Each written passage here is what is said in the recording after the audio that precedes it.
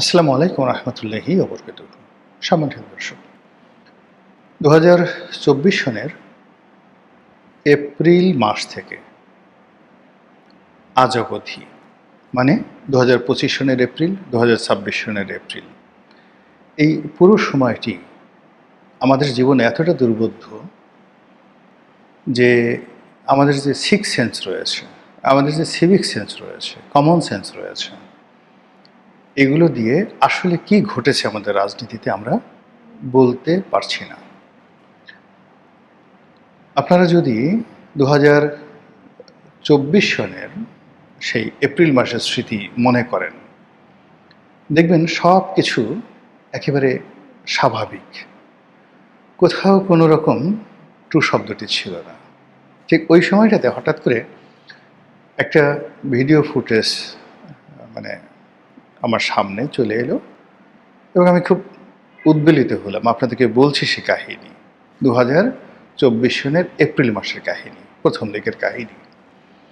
নিয়মিত টকশোতে যেতাম এবং 2024 সনে যে নির্বাচনটি হলো, যেটিকে আমির আমি নির্বাচন বলা হয়, তো সেই নির্বাচনের আগে আমি বারবার বলছিলাম যে একটা গণ অভ্যুত্থান হবে, তারপর সরকার এই নির্বাচনটি যদি করে তারা ফাঁদের মধ্যে পড়বে। নির্বাচনের আগে যদি সরকারের পতন হয় ক্ষয়ক্ষতি কম হবে, নির্বাচনের পরে যদি সরকারের পতন হয় অনেক বেশি ক্ষয়ক্ষতি হবে।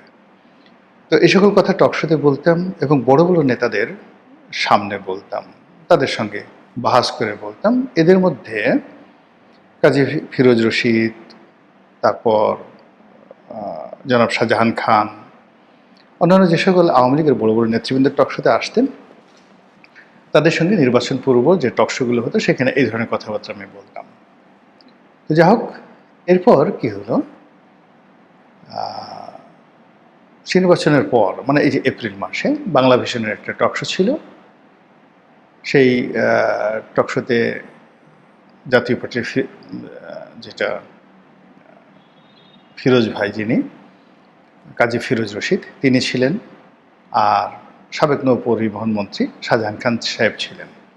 তো আমরা যখন আড্ডা মারছিলাম সেই যাকে বলা হয় রুমের মধ্যে, তখন শাহজাহান খান আমাকে বললেন যে, এই রনি, তুমি তো খালি সারাক্ষণ আমাকে ভয় দেখাতে, বড় বড় কথা বলতে, গণ অভ্যুত্থান হবে ইত্যাদি ইত্যাদি সব কিছু, তো কই ইলেকশন তো হয়ে গেল, ইলেকশন তো হয়ে গেল এবং একটা ট্রু শব্দ নাই, সব কিছুই তো নিয়ন্ত্রণে, কী সমস্ত কথাবার্তা এখন বলো দেখি কী বাবা বলবা।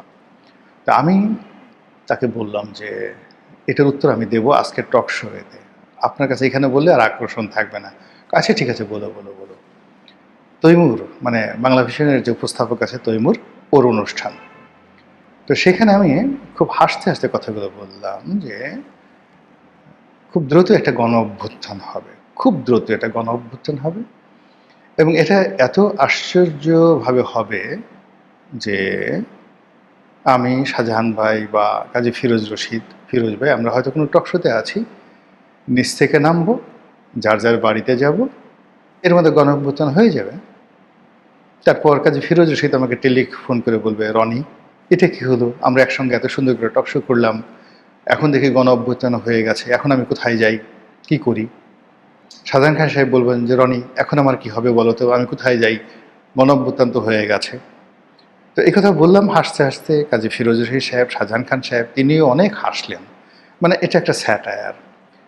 দুর্ভাগ্যজনক হলেও সত্যি যে আগস্ট মাসের প্রথম সপ্তাহে, প্রথম দিকে, অর্থাৎ 1, 2, 3 তারিখে যখন ঠিক এইরকম ঘটনা ঘটছিল, একেবারে হুবহু আমি যে কথা শাহজাহান খানকে বলেছিলাম ঠিক সেম ঘটনাটি শামসুদ্দিন চৌধুরী মানিক সাহেবের সঙ্গে আমার ঘটেছে। এটি নিউজে ঘটেছে এবং চ্যানেল আইয়ের সেই যে দীপ্তির অনুষ্ঠানে ঠিক সেম ঘটনা ঘটেছে। তারপর আগস্ট মাসের 4 তারিখে 2024 সনে এবং 5 তারিখে যা কিছু ঘটেছে এগুলো বললে রীতিমতো গল্পের মতো মনে হবে।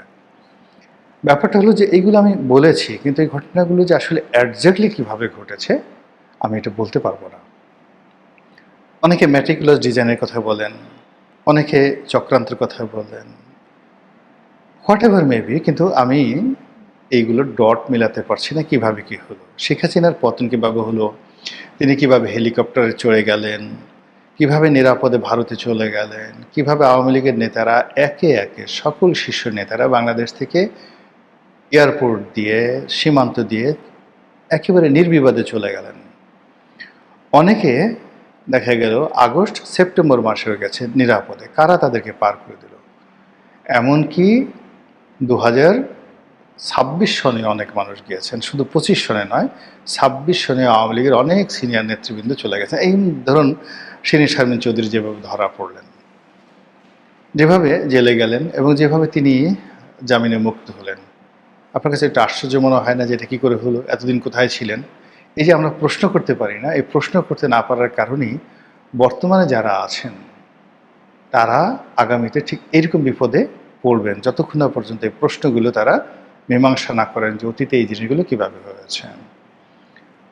আমরা একইভাবে আমি বলেছিলাম, একেবারে আপনারা যদি তৃতীয় মাত্রা দেখেন 2024 সনের আগস্ট মাসের 10 কিংবা 12 তারিখে, তো সেই 10 কিংবা 12 তারিখে তৃতীয় মাত্রা হলো, তখন সবে মাত্র ডক্টর মোহাম্মদ ইউনূস এসছেন 2-3 দিন। আমি বললাম যে ওনাকেও ক্ষমতা থেকে চলে যেতে হবে খুব দ্রুত, অপমানিত হয়ে, লাঞ্ছিত হয়ে।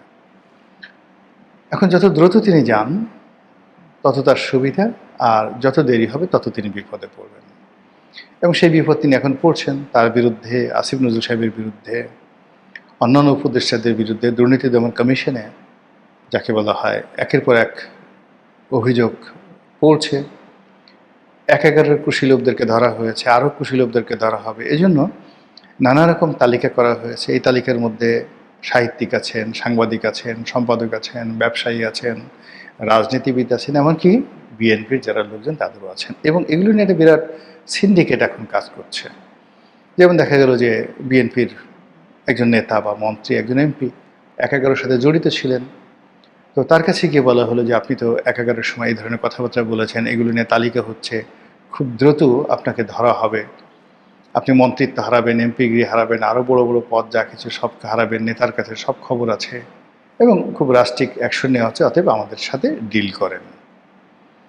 এগুলো নিয়ে যে কত ব্যবসা হচ্ছে পর্দার আড়ালে, কত সিন্ডিকেশন হচ্ছে, যার কারণে কি হচ্ছে, সরকারের যে কর্মকাণ্ড, সেই কর্মকাণ্ডে কোনো গতি আসছে না, সকলের মধ্যে একটা ফ্রাস্ট্রেশন চলে আসছে।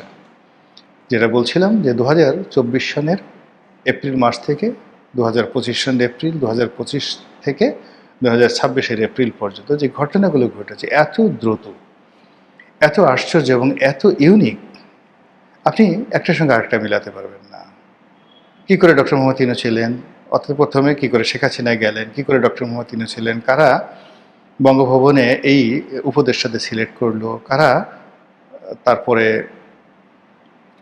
ডক্টর মোহাম্মদ ইউনূসের বিশেষ সহকারীদেরকে নিয়োগ দিল, কারা সচিবালয়ে বসে বসে সচিবদেরকে নিয়োগ দিল, ডিসিদেরকে নিয়োগ দিল, খালি জায়গাগুলো পূর্ণ হলো, মিলাতে পারবেন না।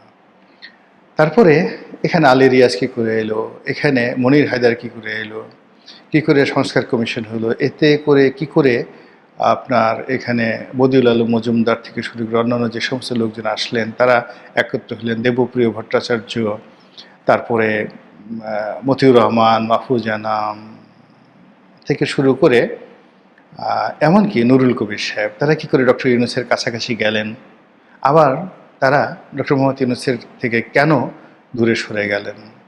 এরই মধ্যে তারেক রহমান সাহেব এলেন, সবাই আবার ঝাঁপিয়ে তার কাছে গিয়ে পড়ল। সেই মাহফুজ আনাম, সেই মতিউর রহমান, সেই যাকে বলা হয় নুরুল কবির, তারা আবার সেই তারেক রহমান সাহেবের কাছে গেলেন, কথা হলো, বার্তা হলো, কিন্তু এখন আবার তাদের সাথে সেই সম্পর্কটা নেই। তারেক রহমান সাহেব নমিনেশন দিলেন, অনেকে মন্ত্রী হলেন, অনেকে এমপি হলেন, স্পিকার হলেন, কত কিছু হলো, কিন্তু কোনোটারই ডট কেউ মিলাতে পারছে না।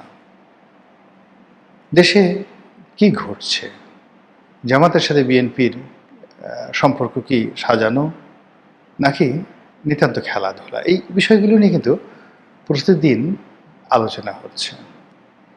আর সেই আলোচনার ফাঁকে যে প্রশ্নগুলো সামনে চলে আসে সেটা হলো